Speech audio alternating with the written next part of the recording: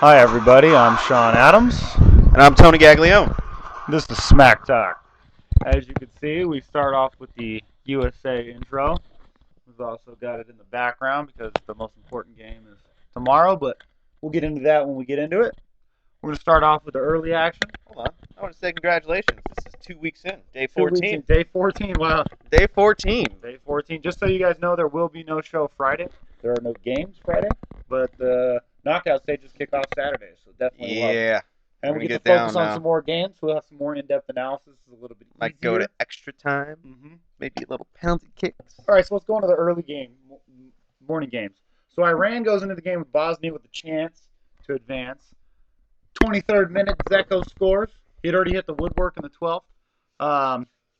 Right there, they're playing down behind. They actually had a chance to equalize, hit the woodwork themselves in the 43rd minute. And then in the second half, Pjanic with a beautiful ball makes it 2-0 Bosnia. And then Riza comes back for Iran and gives a glimmer of hope in the 82nd minute, cutting it short with a beautiful goal. And right after the kickoff, Bosnia goes right back with a cross-face goal from Visajevic.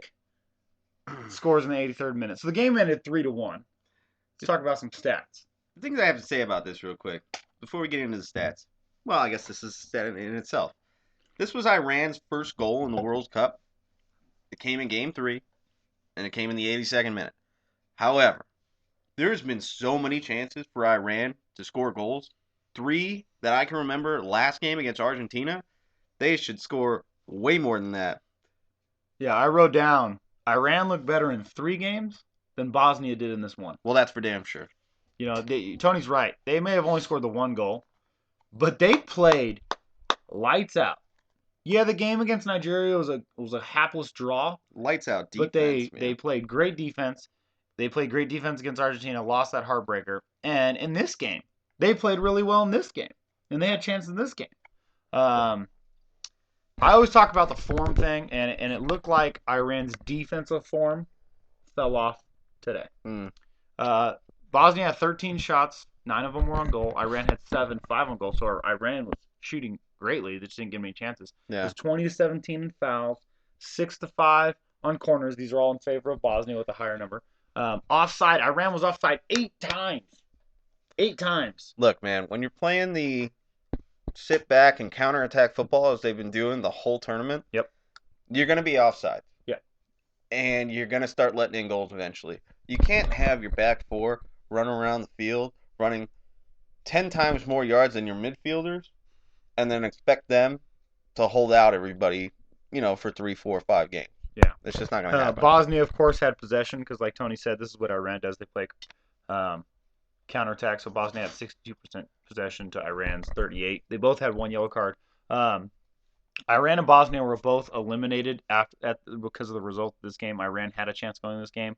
Bosnia, disappointing first World Cup. Yes. The thing is they would have been second had they beat Nigeria, the upset that I called. Yeah, you're right. But you know what? For their first World Cup, they were pretty heavily favored to come in second place here. I mean, nobody really saw Nigeria and Iran standing up to Bosnia with Edison Zeko and guys like that. I mean, I don't understand. Yeah, so then the second game, they're happening at the same time. I called the Nigeria victory here. Pretty close call. But it was close. Nigeria, Argentina, the game finishes 3-2, but let me just narrate this for you.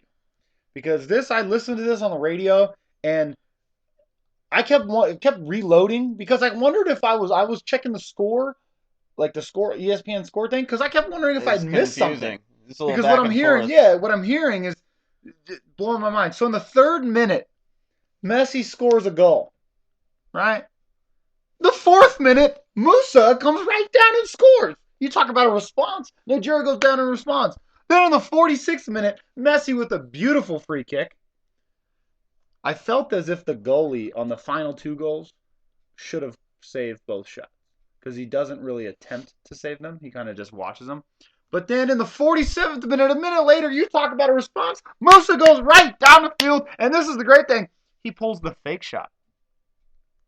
He gets the ball. He's got space, Two Argentinian defenders are collapsing on him, and as he does, he fakes his shot. The goalie Argentina moves. He tucks it in the near post. That takes some balls into doing the World Cup. So then it's 2-2. Nigeria fans are like, oh my God. And 3 minutes later, on a Messi cross off of the corner, the goalie again lets it in. And that's why you're seeing those beautiful tears of a man whose heart was bursting. That's right. That was the Argentinian coach, because he actually thought he might have lost that game and lost the group on that. Teardrops the size of pineapple chunks. Yeah. Because that was a sigh of relief. The stats in this game, Argentina had 18 shots, 13 of them were on goal. So they had a lot of shots, a lot of saves by Nigerian goalie. Nigeria had 12 shots, 7 on goal. The fouls were 17-6. Nigeria had 17 fouls. Dude. Favoritism to the Cannonball team? Just a wee bit. Just a wee bit. I think Argentina might win the Fair Play Award. What do you think? Yeah. Either that or Brazil, because the refs don't want to call anything on Brazil. But the back and forth between Messi and Musa, not Dembele, excuse me. Yeah. Messi and Musa, then Messi and Musa, and then Rojo with the header. Of a Messi cross. Yeah, the cross. Which I don't get, because in the Golden Boot, they don't give that as an assist. Which is stupid. Because that's a corner. That's Dude, an assist. It's a direct pass to a goal. Yeah. That's an assist. Yeah. I think FIFA needs to update how they score stuff, because I could score way better. Who do we got? Who's Nigeria playing now? Okay, well, we'll get into that in a second. All Nigeria, right, we'll get into that in a second. Argentina had 12 corners. 12 corners. One of those got a goal, which is how it should be. You get 12 corners, you got to have a goal off of a corner. Nigeria only had 4. They were only offside 1 and 2. Argentina was offside twice. Nigeria was off once. Possession was really even. This is 57-43. Nigeria had 2 yellow cards. So Messi scores 2. Argentina wins the group. Musa scores 2, and because of the Iran loss, Nigeria advances in second place. Question I have for you, and just like I said in previous shows when they played Bosnia, is Nigeria dangerous? Yeah, and you know what? I didn't think so until now. Yeah. You know what? I didn't think so because we called the Iran-Nigeria game a sleeper. Yeah, we were yawning. Okay, nobody watched it. Guess what? Nigeria played well. Iran just has good defense. Yeah. So when you see teams and you see it play out like this, Nigeria is definitely dangerous. I mean, they scored 2 in Argentina. And it doesn't have a great back four, but neither does Iran. It's all about form. Nigeria is in form right now. Okay, so I got 2 questions. They tie into each other, and they're loaded. So be careful how you answer them. So, okay. The question I have for you is, what happens when Messi is not playing well? Argentina loses. Okay, so that leads that you solve that one. That leads into my next question. Where's Sergio Kun Aguero? Where is this guy? The same place Antonio Valencia is. Disappeared. Yeah. Disappeared. And this is something that people brought up because Messi had not really done much in World Cups. Okay, Him and Portugal, or him and Ronaldo from Portugal, had been like the same thing. They don't show up World Cups. However, Messi has showed in this World Cup. Yeah. And the question I have is, because he showed up, if he hadn't, and the disappearing magician Kun Aguero, where would Argentina be with Messi not scoring? I think they still would have came in second in this group. Okay. Because of the bad play of Bosnia and Iran just not scoring goals. Okay. However, I don't think they're going to make it past the knockout stage. So let me ask you this. Let's say the Bosnia game ends in a draw. We take away Messi's goal, right? That's 1 point. Then the Iran game ends in a draw. Take away Messi's goal. Take away Messi's goal, right? That gives them 2 points. You take away both Messi's goals here, Nigeria wins. So that leaves Argentina with 2 points. Okay? That means Nigeria would have 4 points. Bosnia would have 4 points. That would put Bosnia and Nigeria in Argentina if we took away Messi's goals. Okay? Because nobody else scores. Here's a question I have. Where the hell's Lavezzi? Good point. You know? See, that's why you need Carlos Tevez on the roster. Marcy. Woo! Messi scores a goal, and all of a sudden it's a one-man offense. Feed the ball to Messi. Feed the ball to Messi. Get the ball to Zlatan. Yeah. Yeah. I mean, it's ridiculous. Zlatan is better for his national team. he does score all the time. Yeah, too bad Messi's the having rest a of his great World national Cup. team is whack. Yeah. Messi is having a great World Cup, and I'll give him that. Okay, because I was thinking about this today while listening to this. Messi's performance in the World Cup and Ronaldo's, I'm kind of leaning towards Messi right now. Messi is braver than a matador in high heels and a pink tutu. You like that? Yeah, I like that. That's good. All right, so let's move on. Okay, so Argentina's got 9 points plus 3 goal diff. Nigeria with 4 points, 0 goal diff. Bosnia and Iran 3 points, 1 point. Don't need to talk about them. They're out of it. So then in the afternoon game, we got Ecuador-France on a 0-0 draw. Now, this is not something I thought France would score a lot more. They did have 20 shots, and 13 of them were on target. So, for those of you guys that love math, that's a 65% accuracy rate. The Ecuador goalkeeper made 11 saves. It could have been 11-0. good job, Ecuador. Hugo Lloris only had to make 2 saves. Although Ecuador had 11 shots and 7 on target, Hugo Lloris only had to make 2 saves. It could have been 11-0. Obviously, France had the ball because let's see here. It was 60-40 in possession. It was more like 70-30. So. Probably. 17 fouls on Ecuador. 1 was a red card. Antonio Valencia steps on the leg of Antonio Griezmann. Is that just pure frustration because he's not scoring goals, he's not getting assists, he's not doing anything? Yeah. His little brother just showed him up. Yeah. Yes, he did. Pachua in the house. Griezmann hit the woodwork in the 47th minute, and it would have been in if it wasn't for the Ecuadorian save, because he fingertipped it under the bar. And when I mean fingertip it, he literally pushed it up into the bar. Mm-hmm. Pogba had a clear chance. Benzema had clear chances. Giroud had a great assist to Pogba late in the game. The goalie kept this game 0-0. Pogba hasn't been the type of player that he's shown at Juventus in this World Cup. I've seen him take 30-yard shots, 24-yard shots from the middle and sky the ball over the box. And like I heard on ESPN radio today when I was listening to this game, a lot of those in certain stadiums, they would have to go to the parking lot to get the ball. That's how bad he's missing right now. That's not good. Thank good for the Brazilian renovations to the stadiums. I guess so. Okay, Man, so wait, I got one question for you that I didn't write down. Okay. Because I think this is really interesting.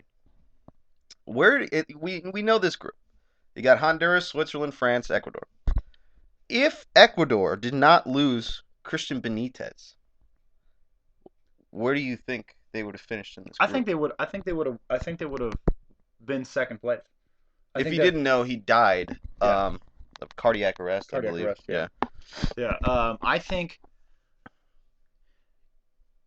I think they would have been second place. I think they would have had a much better showing, perhaps even won this game to make sure that they go in. They would have still been second based on goal diff because France has an insane goal diff. See, I don't think it would have mattered. I don't think. Well, I mean, I think it would have made a big difference, but I don't think this game would have mattered. I think the goal diff. I think they would have scored goals. I think they would have been ahead of Switzerland. You know what I mean? See, I think they would have beat Switzerland. Yeah, I think they would have beat Switzerland for sure. That first game, Switzerland got lucky.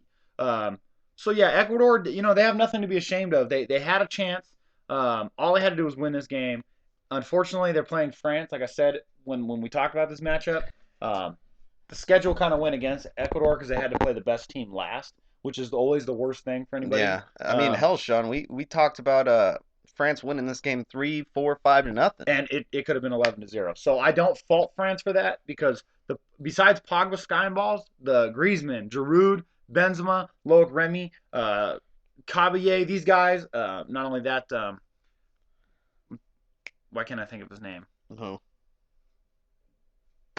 Matthew Valbuena. Yeah. These guys have had excellent games. They played well. They did everything. They had possession. They had plenty of shots. I give credit to the Ecuadorian goalkeeper for keeping a draw in this game. That gives France 7 points with a +6 goal diff. That was going to send them through regardless of anyone else's result. Honduras versus Switzerland. We could have just called this Honduras versus Xavi Shaqiri. It finished 3-0 Switzerland. Shaqiri with a hat trick. I believe this is the first. Oh no, Mueller had a hat trick. The second hat trick, but this is the first one without a penalty shot in it. And it's also the 50th hat trick all time. Yeah. And Shaqiri, for those who don't know, is Thomas Mueller's Bayern Munich teammate. Yeah. Honduras, the worst World Cup team, Yes. 0 points. Without a doubt. Worse than Australia. Yes. Can we have a worst team playoff, Australia versus Honduras? The Mr. Irrelevant playoff? This is what I think they should do. You know, we have the intercontinental playoffs to see who gets those final spots. Yeah. I think they should award them based on the previous World Cup. And then the 2 worst teams, you take the 4 worst teams, they play each other. And the winners win the next spot for the next World Cup. It doesn't put them in, but like Honduras versus Australia.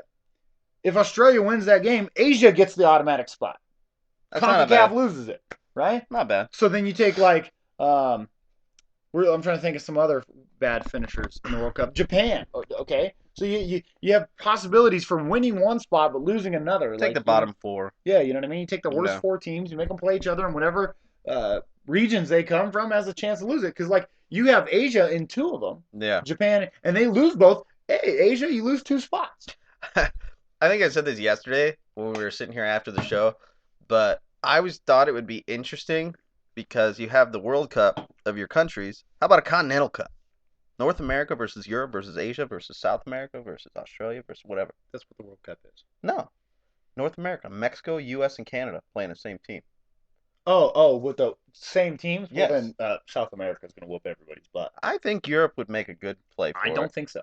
Really? You want me to name you South America's roster? I understand it's Messi and Ronaldo already. That's No. Ronaldo plays in Europe. Okay. It'd Well, be okay. Messi and Suarez. That's great. Okay, then Ronaldo and Rooney back together. Rooney is garbage. I'm son. saying. No, it would be Ronaldo and RVP with Aaron Robin on the wing. Chicharito and Dempsey? Okay. That's It'd pretty be kind of gangster. It'd be kind of interesting. You just have a Continental All-Star game. Michael Bradley and So you'd Dos put Santos in the 4 midfield. teams. You'd put 4 teams or 5 teams, right? The team. obviously Australia is not going to compete. Yeah. Well, no, Asia you'd have like Japan, China, South Korea, Iran. You'd have these teams, right? You'd have you'd make with those the teams. combination of the countries, it makes Africa's- a decent friggin' Africa's team. decent team. Hell yeah. Yeah. Okay, that'd be cool. We could actually try that on FIFA. We could make the I teams. like it. We could make the teams. We'd have to vote though, because we only go 23-man roster. So we're talking about dropping some big name players from Europe and South America. I'll tell you what. Before the end of this World Cup, we're going to have our all-continental team. All continental teams. I like that. We'll do it for you. Okay. So Honduras had 13 shots, 6 on goal. Swiss had 16 shots, 13 on goal. Foul 17-18, pretty much even. Honduras had 8 corners. Swiss had 1. Swiss was offside twice. Honduras had 61% possession in this game. 1 yellow card. Swiss advanced because of the Ecuador loss and their win. There was a goal line save from Ricardo Rodriguez of Switzerland, which with the name Rodriguez, I don't know how he plays for Switzerland, but that kept their clean sheet. It was an excellent goal line save. Switzerland, I'm going to say this now. I'm going to put this in there now. Switzerland is acclimated to the weather. You better watch out. Because I knew this crap was coming up again. Okay, but look, I said they weren't, and now that they are, they're playing a lot better. God. It takes a while for your players to get used to that weather. You better watch out. All right, so let's go to the bracket. Okay. Give me an oxygen tent. So we know Brazil plays Chile. This is Saturday at 9 a.m. Colombia plays Uruguay Saturday at 1 p.m. Okay. Now on Sunday we got France Nigeria at 9 a.m. and then we'll have the winner of tomorrow's games of tomorrow's group from USA, Germany, Ghana, Portugal group versus the second place in the Belgium, Russia, Algeria, South Korea group. That would be Monday. France Nigeria is Monday. I'm sorry. Saturday you have Netherlands versus Mexico, Costa Rica versus Greece. On Tuesday, you're gonna have Argentina versus Switzerland. And I like that. I like that matchup. And then you'll have the winner of the Belgium group, probably Belgium, versus the second place in the USA group. Okay? So you could potentially see Belgium USA or Belgium Germany or Belgium Ghana, whatever, in that matchup. As well as on Monday you could see USA versus Russia, USA versus Algeria, Germany versus Russia, Germany versus Algeria. I do not think it'd be a long shot for Belgium to get second place because Algeria does have a win. It would be a long shot. They would have to lose to South Korea with an Algeria win. So, I'm pretty sure that I really like Algeria right now. Tony's high on Algeria. I am high on Algeria. Okay, and so I'm let's gonna go tell to- you. Wait, I'm gonna tell you another thing. I'm pretty high on Nigeria right now, also. Yeah. African teams. That's fine. That jungle fever. Yes, I do. Yes, I do. And I think Nigeria is gonna put up a hell of a fight against France. Okay. I don't think so. But yeah, anyway. but we both called 5-0, 4-0 against. It would have been 11-0. Hey, I'm just saying, man. Okay, so let's talk about tomorrow's games. You got Germany versus USA, Ghana, Portugal playing at 9 a.m. Okay, I've got Germany winning this game 3-2, but I have USA advancing based on a Ghana Portugal draw 1-1. And here's what I'm going to say. I'm going to say that Ghana's winning that game 1-0, while Germany takes the winner, Mm-hmm. and a Ronaldo late goal knocks Ghana and Portugal out. I think Ronaldo does to Ghana what he did to the U.S. Okay. Okay. All right, I like it. Kind of. I'm calling a 2-2 draw with Germany. I'm hoping for the win, but I'm calling a draw. I think Portugal beats Ghana 3-2. I think Ronaldo has at least 2 goals. In the Russia-Algeria game, I got that as a draw, 2-2. Want to see Algeria go through. Okay. Belgium, South Korea. Belgium 3-0. Okay. Not that complicated. I've got Belgium winning that game 2-0. I think Lukaku probably gets on the score sheet finally, as well as Hazard. Although I would take away a Lukaku goal for a Dries Mertens goal, a Kevin Morales goal. Sideshow Bob. Sideshow Bob, Fellaini, Vertonghen, Vermaelen. I could see a header coming in and replacing that. Yeah. The Russia-Algeria game, I know Tony doesn't like this, but I got Russia winning this game. Yeah, 3-1. you're high on Russia, just like I'm high on Nigeria. I got Russia advancing with this 3-1 victory. He likes the Algeria. 12 francs special. 12 francs special, yes. I have jungle fever and you have 12 francs special. I think Russia, they've disappointed to do so far. I think they don't disappoint in this final matchup. Well, we shall see. So, okay, we got the predictions for tomorrow. And tomorrow's going to be a very interesting day. It is possible me and Tony record the show while crying, with either tears of joy or tears of absolute utter sadness. Yeah. But let's talk about the Golden Boot. You got Messi, who scored 2 today, puts him with 4. Neymar's got 4.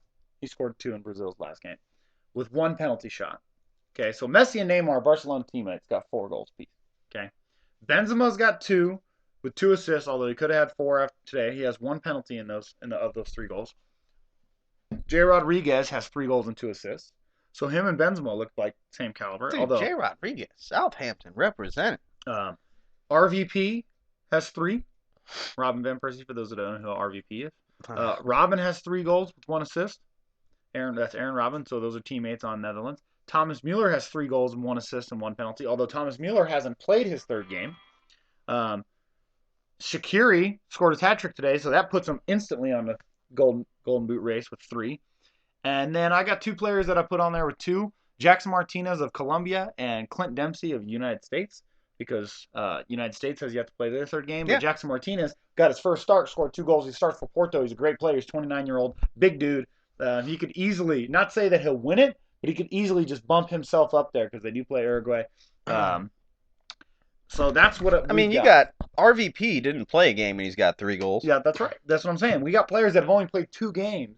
Shaqiri had 3 goals in 1 game. Exactly. And none in the previous 2. Yep. I mean, all it takes is 1 hot game, and the guy's in the lead for this Golden Boot. That's right. That's how Thomas Mueller won it last year. I mean, you got other awards too. You got the Golden Glove Award, which is the best goalkeeper. Hugo Lloris will win that.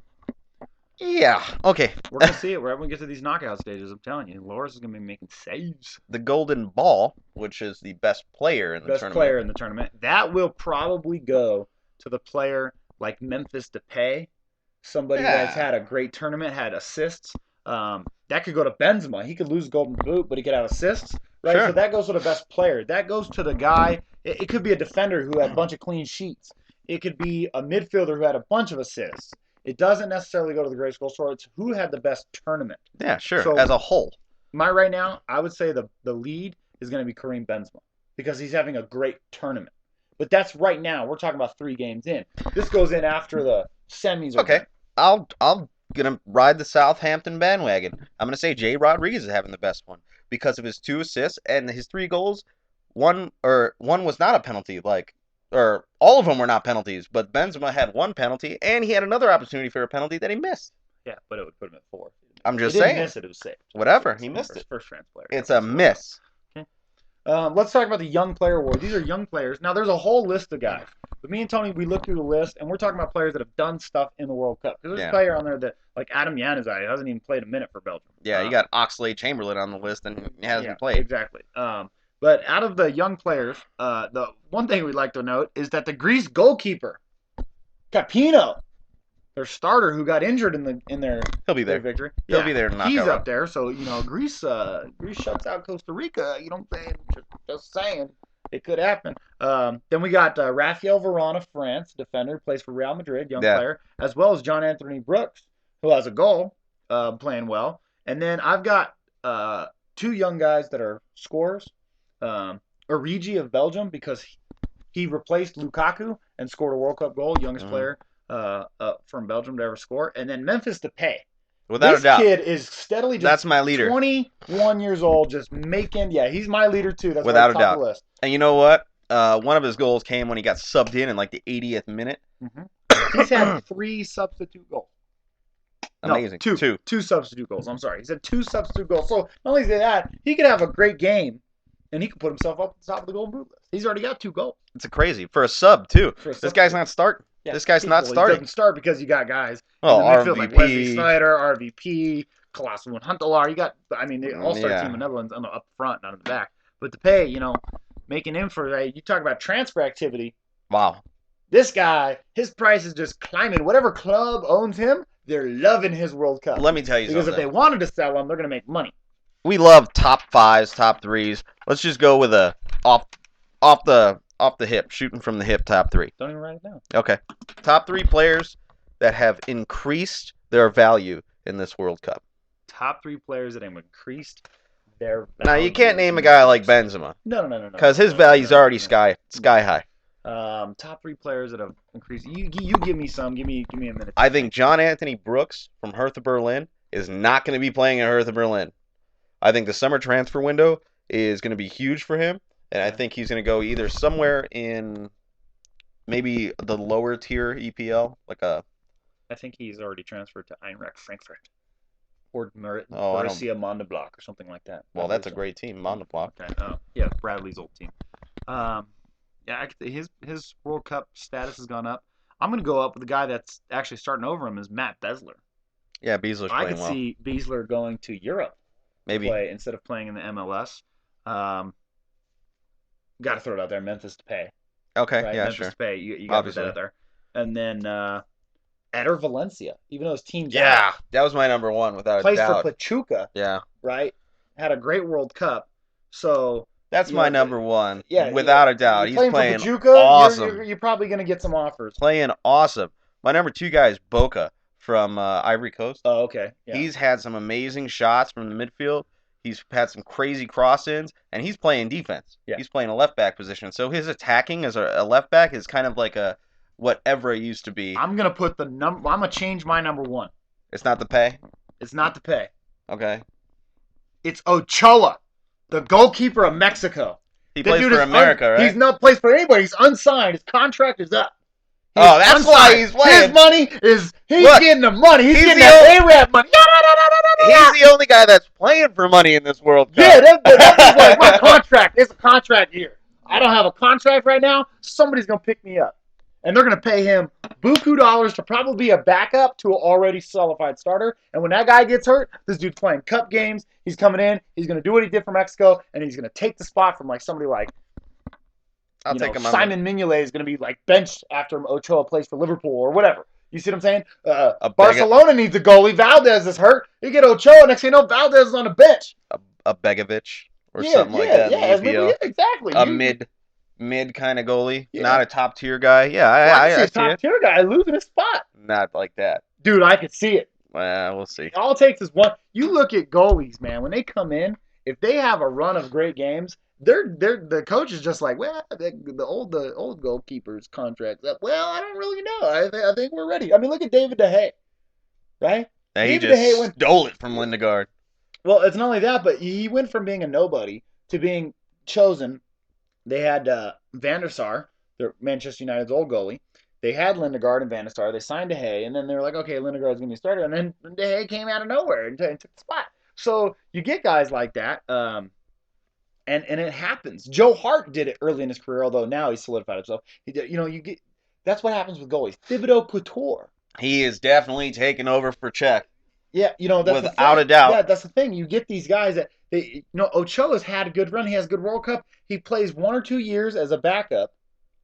Does great, and then the team just lets their goalie go because I don't even think you could see a team like Swansea say bye for him. Yeah, you know what? And I think with this World Cup, just this World Cup alone has solidified his spot as a starter, not a backup. Yeah, I think he gets signed somewhere. Let's say he went to the EPL. Let's say he goes to a Stoke. Let's say he goes to a Swansea, or let's say he even goes to someone that's higher up. Look, he could sit behind Tim Howard at Everton until Howard retires, which is gonna be soon.